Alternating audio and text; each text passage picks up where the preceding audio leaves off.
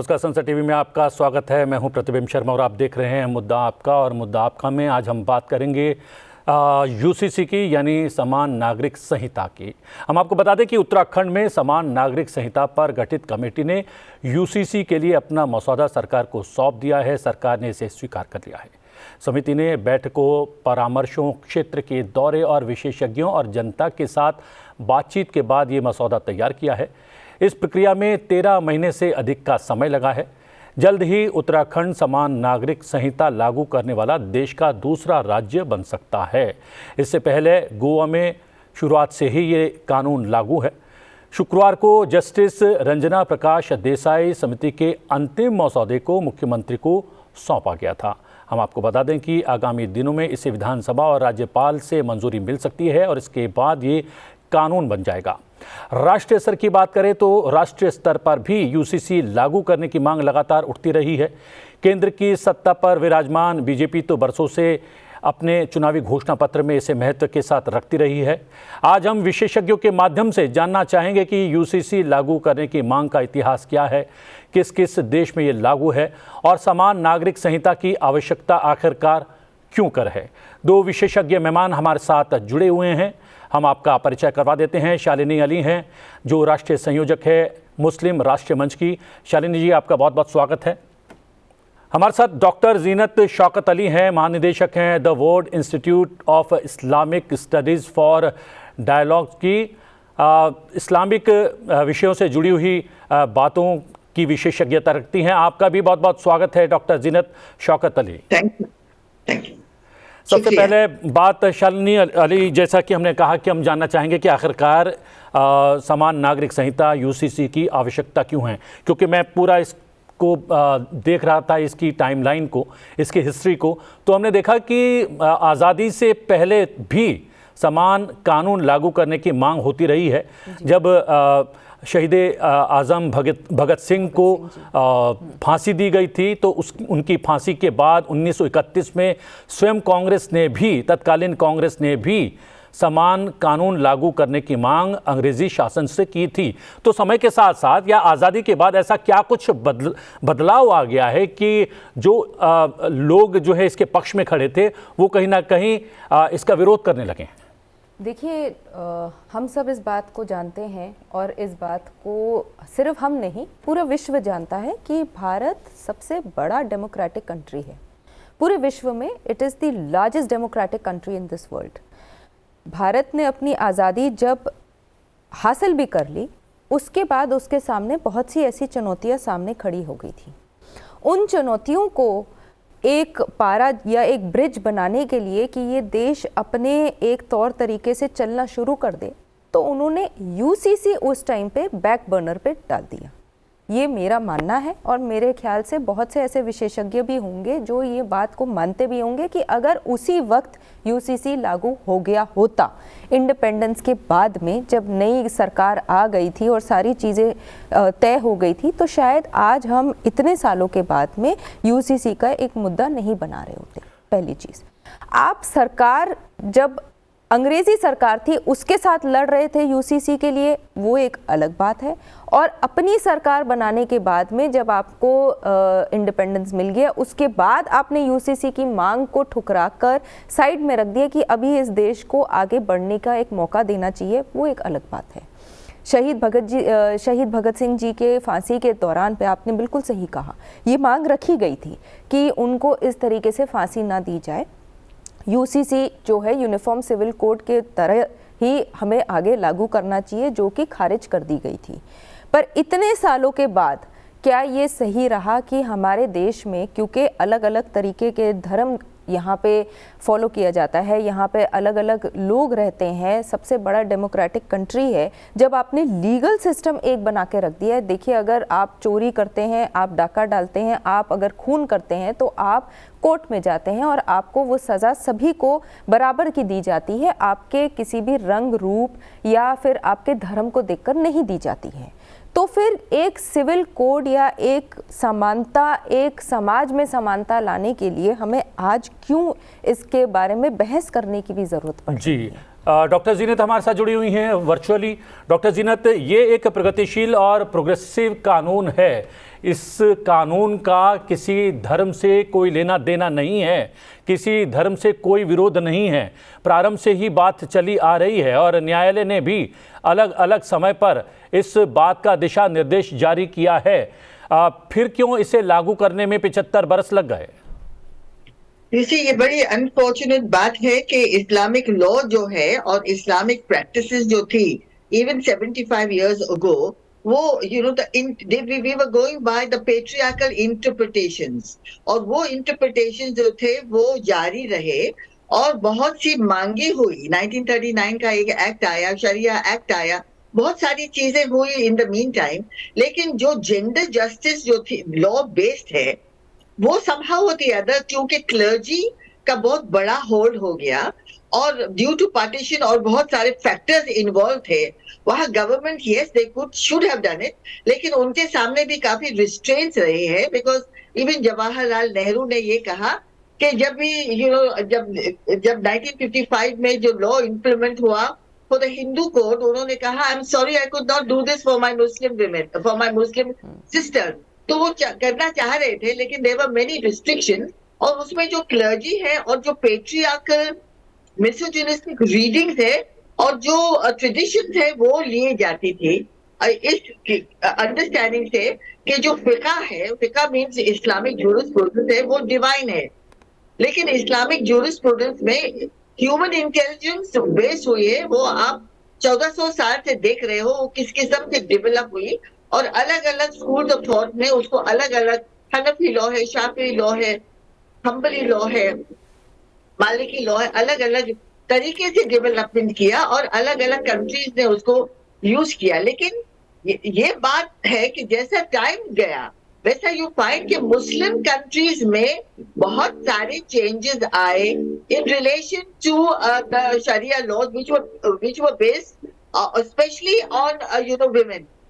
तो यहाँ जो है वो जेंडर इक्वालिटी की बात आती है, तो ये जो नोशन जो हमारे माइंड में हमने डाल दिए हैं और ऐसा नहीं कि सिविल लॉज एग्जिस्टेंस में नहीं आए, बहुत सारी सिविल लॉज एग्जिस्टेंस में आई, लेकिन somehow or the other जो जेंडर जस्टिस लॉ है, जो कुरानिक बेस्ड है, जो कुरान में बेस्ड है, उसके इंटरप्रिटेशंस जो वेरिएबल्स आ गए which were absolutely not acceptable and they were incorrect. So you can say कि ironically that in secular India, हम लोग ने पुराने patriarchal notions को gender relations में बांध के रख दिए, that is one reason।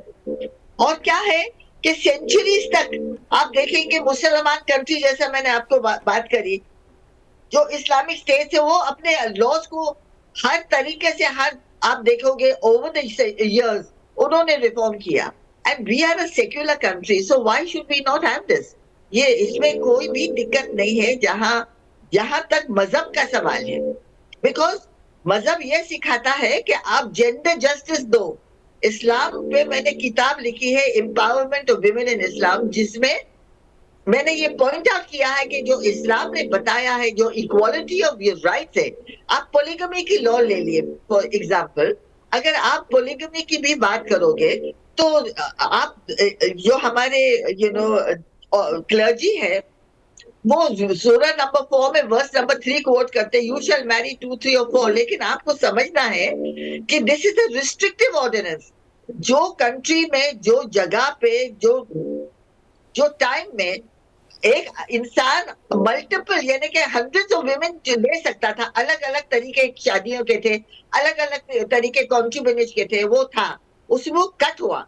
और वही सूरह में, सूरह नंबर 129 सेज कि you can not deal just with two women, तुम्हारा दिल जो है वो परमिशन नहीं देता है। तो वो बता रहा है कि you should move towards, it is showing you the direction. लेकिन unfortunately due to patriarchal interpretations, ये वर्स जो है वो इन रिलेशन टू पोलिगमी नहीं बताती जी, नहीं बताई। और सबसे बड़ी बात तो यह है कि संविधान में भी हमें समानता का अधिकार दिया गया है। प्रियम्बल में बाकायदा कहा गया है कि किसी भी व्यक्ति से जो है धर्म, लिंग, रंग रूप के आधार पर या किसी स्थान के आधार पर भेदभाव नहीं करेगा। और हम देखते हैं कि कई बार जो है यूसीसी का विरोध करने वाले भी जो है बाबा साहब भीमराव अंबेडकर को कोट करते हैं। मैं उनको कोट कर रहा हूँ।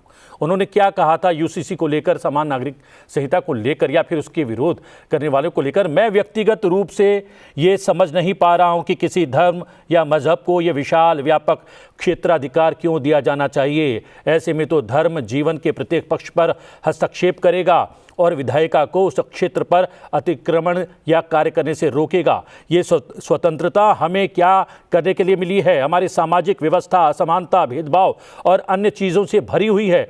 ये स्वतंत्रता हमें इसलिए मिली है कि हम इस सामाजिक व्यवस्था में जहां हमारे मौलिक अधिकारों के साथ विरोध है वहां सुधार कर सकें। ये बाबा साहब भीमराव अंबेडकर के शब्द हैं और उन्होंने बार बार कहा है कि समानता का अधिकार मिलना चाहिए, बल्कि उनकी तो पूरी लड़ाई समानता के अधिकार के लिए रही है। मैं उससे पहले चली जाती हूँ। धर्म का निर्माण हुआ ही क्यों था? धर्म क्या है? धर्म का निर्माण एक समाज को स्वच्छ और सही तरीके से, तौर तरीके से जीने के लिए बनाया गया था। धर्म से आज भी हर व्यक्ति, चाहे आप हो, मैं हूँ, बाहर इतने सारे लोग हैं, सब धर्म के नाम पे ज़रूर डरते हैं। धर्म का निर्माण ही इस वजह से किया गया था ताकि हमारे समाज में कोई उत्पीड़न ना हो। धर्म का निर्माण इसलिए किया गया था, चाहे वो हिंदुइज्म है, चाहे वो सिखिज्म है, चाहे वो इस्लाम है, वो इसलिए किया गया था क्योंकि वो एक बेसिक स्ट्रक्चर बना रहा था समाज का, कि समाज में इस तरीके से आपको रहना है, ये सही है, ये गलत है, आप ऐसा करेंगे तो आपको इस तरीके का आपके ऊपर रिप्रकशंस हो सकती हैं। तो जब आप धर्म की बात करते हैं तो आई एम सॉरी, बहुत से लोग मेरे ऊपर इस बात को लेकर नाराज़ भी होते। मैं कहती हूँ धर्म आप रखिए, धर्म आप फॉलो करिए अपने घर के अंदर, पर क्योंकि हम एक सामाजिक जीव जंतु हैं, हमें समाज में रहने के जो तौर तरीके हैं, जो कि सिर्फ समाज नहीं है, ये पूरा देश है, उस तौर तरीके को हमें निभाना पड़ेगा, उसके आगे हमें जाना पड़ेगा। तो जब आप धर्म की बात करते हैं तो आप धर्म निभाइए अपने घर के अंदर, पर क्योंकि आप एक सामाजिक मूल निवासी हैं इस देश के, तो आपको एक देश में और लोगों के साथ रहने के लिए जो तौर तरीके होने चाहिए वो आपके तौर तरीके रहने चाहिए और आपको उन्हें फॉलो करना चाहिए। अब चाहे वो आपके सिविल लॉज हो जाए, चाहे वो आपके क्रिमिनल लॉज हो जाए। तो जहां बाबा साहब अंबेडकर जी ने ये बात कही थी, उन्होंने ये बात बिल्कुल सही कही थी कि समानता तो हर एक नागरिक का एक मूल राइट है जो कि हर एक इंसान को मिलना चाहिए और धर्म के नाम पे उत्पीड़न नहीं होना चाहिए। जी, और जीनत मैम, अगर बात करें समान नागरिक कानून के 5 प्रमुख अवयवों की या बिंदुओं की, पॉइंट्स की, तो उसमें मैं देख रहा हूँ विवाह है, तलाक है, गुजारा भत्ता है, उत्तराधिकार है और एडॉप्शन है। ये 5 बिंदु कहीं ना कहीं महिलाओं से सीधे तौर पर सरोकार रखते हैं। महिलाओं को उनका अधिकार ना मिल जाए, क्या उससे रोकने के लिए भी कुछ लोग यूसीसी के विरोध में खड़े हो जाते हैं?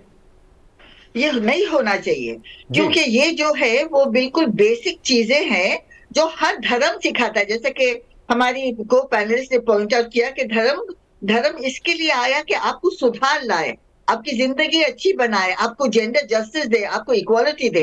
तो उसमें लोग अगर कुछ, I can not agree with it at all, because the uniform civil code है वो एक commitment to the cardinal principles of equal rights for all communities alike. देखिए अभी तक हमारे कंट्री में ये लॉ था ही नहीं। एग्जिस्टिंग लीगल फ्रेमवर्क में कोई यूनिफॉर्म फैमिली लॉ नहीं है जहां all women can be treated on one level, all divorces, marriages, adoption etcetera, these 5 points जो आपने बताए हैं वो एक लेवल पे था ही नहीं।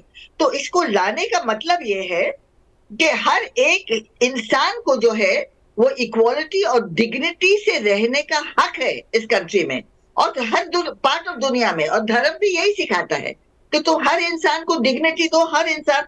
तो ये constitutional right of every citizen है। और ये यूनिफॉर्म सिविल कोड है, it is in the best interest of religion. अगर रिलीजन वाले जो ऑब्जेक्शन उठाते हैं तो ये समझे कि इनके इंटरेस्ट में भी ये बेस्ट है, क्योंकि ये वही कह रहा है जो इक्वालिटी का सम्मान है, मान सम्मान की बात है, डिग्निटी की बात है, इक्वालिटी ऑफ जेंडर जस्टिस की बात है। ये सब तुम्हारा धर्म भी सिखाता है तुमको। तो there should be no conflict. और इस किस्म के ऑब्जेक्शंस जो है they can not be considered with seriously, क्योंकि देखिए हर इंसान को डिग्निटी और इक्वालिटी से रहने का एक कॉन्स्टिट्यूशनल राइट है। और यूनिफॉर्म सिविल कोड जो है वो रिलीजियस सेंटिमेंट्स को नहीं बोलता कि उसको तुम मत मानो, उसको ये कहते हैं कि जो रिग्रेसिव डॉगमास है जो आपने लाई over, you have to now learn, जैसे कि we have said you have to learn with the law of the land which gives equal rights और जस्टिस। ये लॉ जो है, जो यूनिफॉर्म सिविल कोड है, वो जस्टिस बेस्ड लॉ है, और ये justice based law cuts across communities and and traditions। तो ये लॉ अगर आया तो इसका रिलीजन से तो मेरे ख्याल से बिल्कुल ही कोई कॉन्फ्लिक्ट नहीं है। And as a Muslim scholar, छोटा सा मुस्लिम स्कॉलर का आपने मुझको किताब दिया, थैंक यू। तो मैं तो ये कहती हूँ कि ये बिल्कुल इस्लाम सपोर्ट सच राइट्स। कहाँ है यहाँ जैसे कि ट्रिपल तलाक था। शालिनी जी भी आपकी बात से सहमत है, कुछ कहना चाह रही हैं? बाकायदा एग्जाम्पल्स हैं, हमने खुद देखा है। जो फर्स्ट लेडी ऑफ इस्लाम कहलाई जाती हैं हमारी हज़रत खदीजा, वो उम्र में हमारे सल्लल्लाहु अलैहि वसल्लम साहब से ज़्यादा उम्र में थी। उनकी शादी फिर से करी गई थी और वो बेवाह थी। She was a widow and as a matter of fact वो अपने फादर के बिजनेस को संभाल रही थी। वो एक बिजनेस वूमन थी। आप देख रहे हैं कितनी बड़ी बात है कि एक लेडी जो अपने फादर के बिजनेस को संभाल रही थी, जो उम्र में बड़ी थी, जिन्होंने फिर से शादी करी, और शादी करने से पहले उन्होंने सल्लल्लाहु अलैहि वसल्लम साहब को, प्रॉफिट मोहम्मद साहब को उन्होंने बाकायदा एक ट्रिप में भेजा जहाँ पे वो देख सकें, साथ में उन्होंने और लोगों को भेजा कि वो देख सकें कि उनके स्किल्स कैसी हैं। तो आप ये देख रहे हैं कि ये बात आज की नहीं है, पहले की है। और आज आपको मौलाना साहब ये बताएंगे कि नहीं नहीं नहीं नहीं, लड़कियां घर से बाहर ना जाएं, लड़कियां ज़्यादा पढ़ ना लिख पाएं, लड़कियां अगर पढ़ भी लेंगी तो उसके बाद वो शादी के बाद में अपने ससुराल के वहाँ पे रहेंगी तो उन्होंने करना तो खाना बनाना ही है। तो ये सारी चीज़ें जो हैं, मैम बिल्कुल सही कह रही हैं, जो इंटरप्रिटेशन है हर रिलीजन की, वो हमारे ही हाथों में होती है कि हम किन लोगों को ये हक देते हैं और वो किस तरीके से हमारे आज के नौजवानों को समझाते हैं। और सबसे बड़ी बात यह है कि हम लोग जो मतलब विरोध करने वाले हैं वो बार बार संविधान की दुहाई दे देते हैं कि संविधान खतरे में पड़ जाएगा, संविधान के विरुद्ध है। हम देख रहे हैं कि यूसीसी जो है नीति निर्देशक तत्वों का महत्वपूर्ण अंग है। अनुच्छेद 44 जो कि पहले 35 हुआ करता था, उसमें इस बात को निहित किया गया है। अनुच्छेद 14 के अंतर्गत भारत के प्रत्येक नागरिक को धर्म, मूल वंश और जाति, लिंग, जन्मस्थान के आधार पर समानता का अधिकार दिया गया है। अनुच्छेद 15 के अनुसार देश के किसी भी नागरिक के साथ धर्म, मूल वंश, जाति, लिंग, जन्मस्थान के आधार पर भेदभाव नहीं किया जा सकता है। ये तो हमारे संविधान का जो नीति निर्देशक तत्व है उसमें समाहित है। देखिए, सिर्फ हमारे संविधान में नहीं, मैं तो ये भी बात मानती हूँ कि आप अगर अपने पड़ोसी के साथ भी दुर्व्यवहार करते हैं तो आपके पास कोई रीजनिंग होनी चाहिए, क्योंकि कल को हो सकता है आपकी कभी कोई ज़रूरत पड़ती है तो आपका वो पड़ोसी ही आता है आपकी मदद करने के लिए। हमने ये दौर देखा है, कोविड के दौर में आपने क्या देखा था कि किसने खून दिया है, किसने दवाइयाँ दी हैं, कौन दफनाया जा रहा है या कौन जलाया जा रहा है। तो जब हमने इतनी बड़ी कोविड के दौरान में देख लिया थी कि समानता जो है वो हकीकत, जो ज़मीनी हालात है वो हकीकत यही है कि सबके अंदर समानता आनी चाहिए, लॉ ऑफ लैंड फॉलो होना चाहिए। तो जो धर्म के ठेकेदार होते हैं, जो कट्टरवाद सोच रखने वाले लोग होते हैं, वो अपने फ़ायदे के लिए यूसीसी का विरोध कर रहे हैं। वरना अगर आप सिर्फ और सिर्फ इस देश के संविधान का ही, इस कानून को, इस संविधान को पॉइंट टू पॉइंट अगर आप फॉलो कर देंगे तो यूसीसी लागू हो चुका होना चाहिए था। आप अपने अंदर से इस बात को पूछ लीजिए। डॉक्टर जीनत, एक बात और है, गोवा में 1961 से ही समान नागरिक संहिता लागू है, लेकिन गोवा में यूसीसी पुर्तगाल सिविल कोड 1867 के तहत लागू है। और आज़ादी के बाद भी, जब पुर्तगीज़ से हमें आज़ादी मिली, गोवा और भारत में एक बार फिर से शामिल हो गया है, तब से ही इस कानून के अंतर्गत वहाँ पर समान नागरिक संहिता यानी यूसीसी लागू है। तो क्या हम चलिए 1947 में आज़ादी के बाद नहीं कर पाए, लेकिन 1961 के बाद एक उदाहरण था हमारे पास गोवा का, तो उसी उदाहरण को इम्प्लीमेंट कर देते और पूरे देश में लागू कर देते। ऐसा क्यों नहीं हुआ?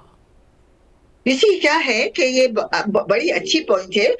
जो गोवा में आया वो एक्चुअली था पोर्चुगीज लॉ, और उसमें जो क्रिश्चियन कम्युनिटीज थी उनको, जैसे कि उनके जो प्रीस्ट थे, कार्डिनल थे, उनके डिसीजन सर्टेन ले सकते थे।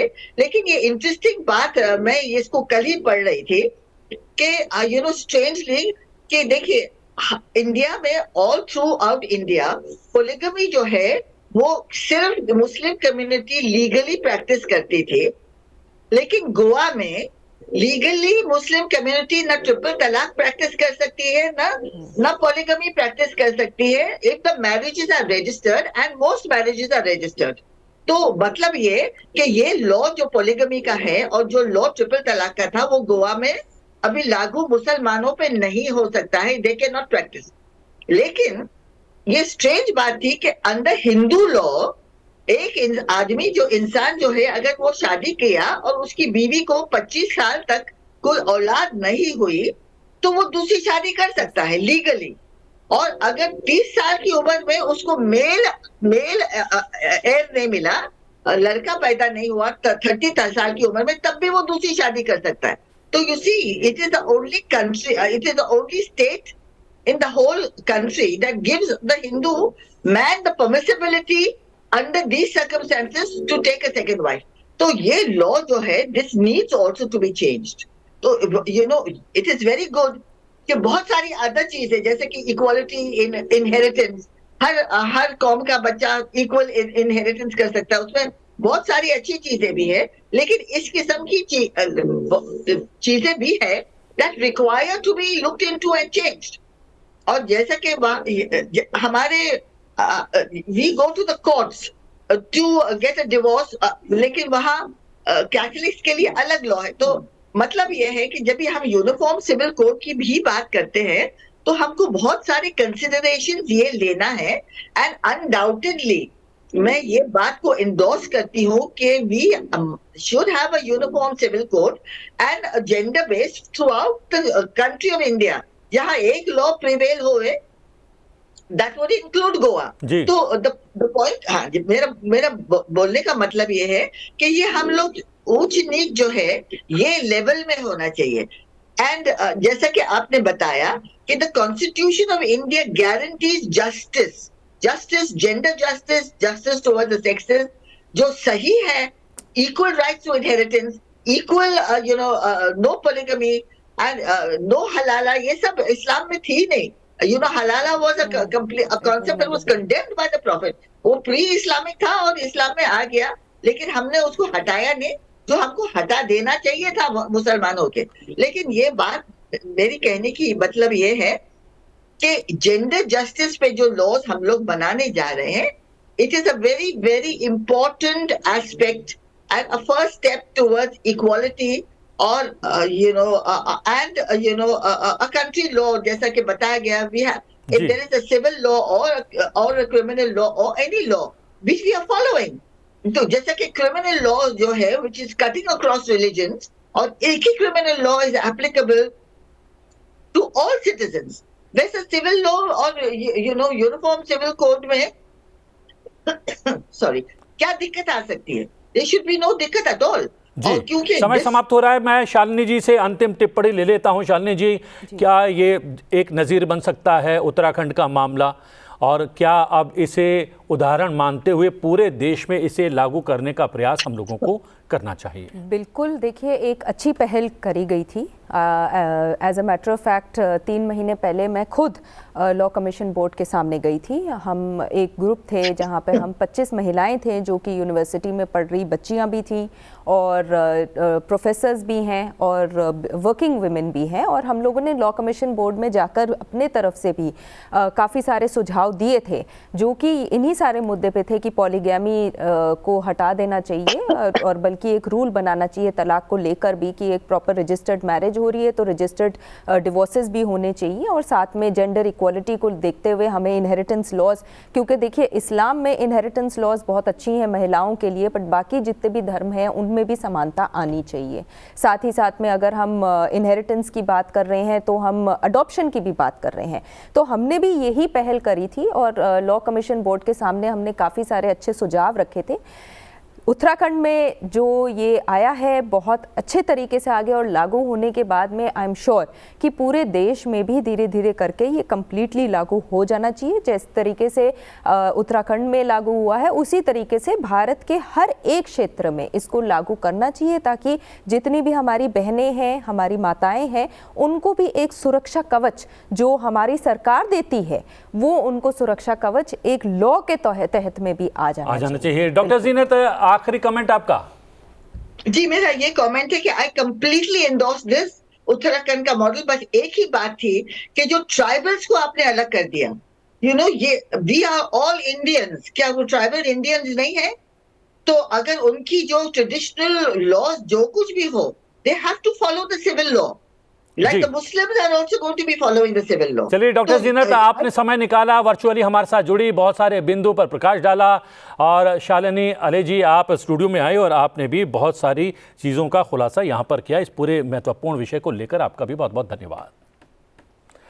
मुद्दा आपका में आज के लिए इतना ही। मुद्दा आपका में आपसे फिर भेंट होगी एक नए विषय के साथ। फिलहाल मुझे आज्ञा दीजिए, लेकिन देखते रहिए संसद टीवी। नमस्कार।